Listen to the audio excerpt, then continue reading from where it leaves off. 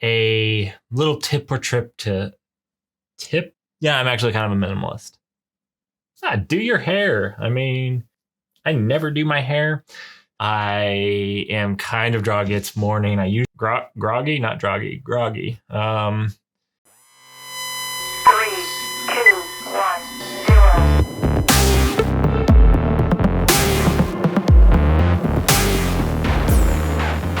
The No Channel. Hey everyone, and welcome to the Mighty Mini Mondays. This is a new series that I'm putting on every week on Monday. I'm going to release the goal is to be a very short, less than 5 minutes, little Kickstarter to the week. So as this channel is all about learning and whatnot, I want to give us little tips that are going to help us throughout our week. So little things that I found useful and that I want to share as we all build this craft, this skill of computer science. So this week, this very first episode is going to be just a little bit different. It's going to be a little bit different from what I usually do. And it's going to be a little bit different than what this standard Mighty Mini Monday is going to be. So this first episode, I really want to cover working from home. And the reason is there's a lot of stuff going on and around the world, and a lot of people are finding that they have to work from home. I've been working from home for the last 2 years. Prior to that, I worked partially from home. So I probably have about 5 years of total work from home experience. So I have a decent amount of experience working from home. And you might say, well, working from home would be fine, but my kids are home from school. That makes it different. And I would agree. That does make it different. My kids are homeschooled, and so they're with me 24/7.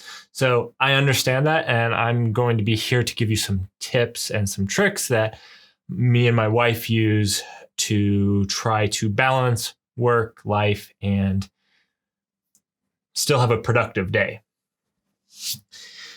So anyhow, in the future, these Mighty Mini Mondays are going to be more tech focused. And I know I work in software, and that's probably why I'm one of the people that has the ability to work from home. But in the future, these Mighty Mini Mondays are going to be much more tech focused. Actually, I already finished recording the first one. My very first one was going to be on some SSH tools that I found that really empowered my SSH game. And so if you're interested in those, I will be releasing that one next week. But I really want to do this one now because a lot of people are going to find yourself in this position. So tip number 1, continue your morning routine. So every single morning before I went to work, when I worked in an office, I would make myself a cup of coffee and read the news. I do that still. I still eat breakfast with my kids, and I still deal with them in the morning, so help them with their morning chores. I continue all of that before I go to work. That comes into point number 2.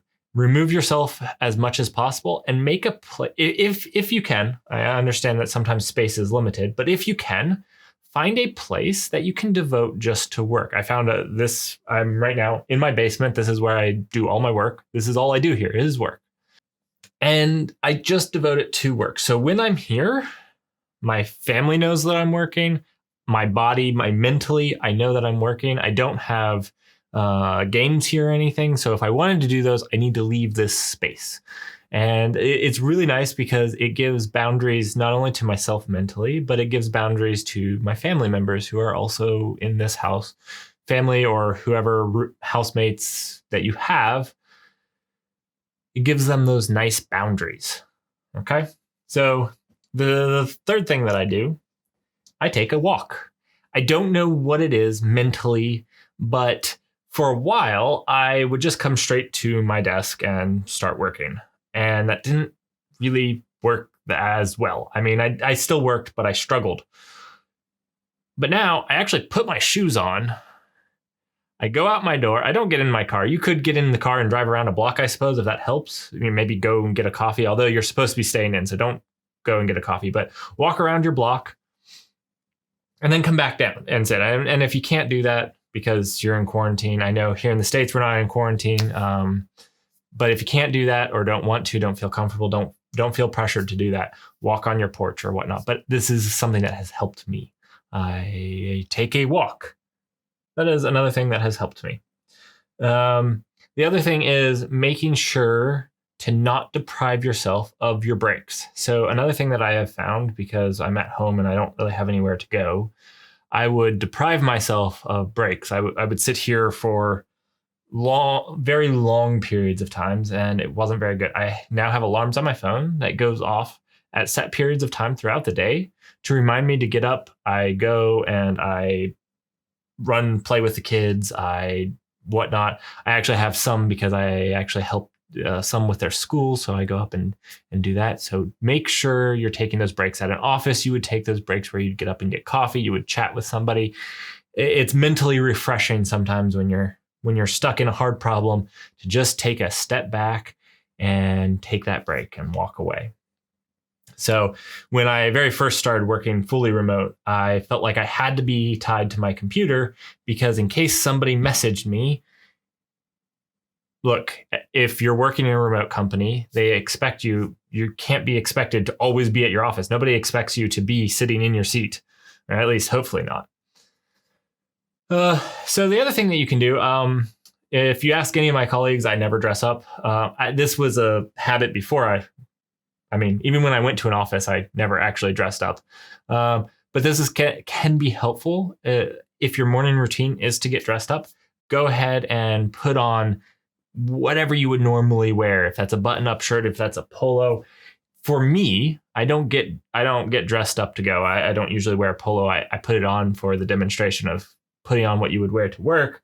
But for me, I wear this hoodie. I pretty much wear it every single day. You can see that it has had better days. I wore this every single day when I worked in an office. I put it on. That was like the last thing that I went out the door with. And so here, I'm granted that the basement is nice and cool, especially in the winter. And it's been a very nice thing that I can put it on and I'm kind of going to work. And that has helped, along with like putting the shoes on and walking out. All right. So the other thing is going to be communication. Communication remotely is difficult. Number one benefit is if everyone is remote. And if not everyone is remote, everyone should act remote. So if you have a meeting and it's online through Zoom or GoToMeeting or whatever, Jitsi is also another great resource. If you're using one of these tools to meet, that's fantastic. Do it. Here are my recommendations. If there are people in the office, make them join from their desk. Don't let them join from a conference room or from a phone. See their face. It's important. You can ask anybody on my team. I want to see their face at least a couple of times a week. It's very important and it means a lot. I've been in scenarios where that wasn't happening and it's not a good situation. So first, make sure that they have a webcam and that they join from their desk. Nobody joins from a conference room. If one person is remote, everyone's remote to that meeting. All right. Second thing is make sure everybody has a webcam. Webcam. It doesn't seem like it makes a big difference. And it might not if majority of your meetings are in conference rooms and you know all the people. But when you're working remote for a long period of time, it makes a huge difference. I know it's a pixelated little box. It makes a difference. Don't doubt it. Jitsi is a free one. So if your company doesn't have something set up in place, go check out Jitsi. Otherwise, there's a plethora of paid options. This is one of mine, and I'm still working at it. I'm still working at it.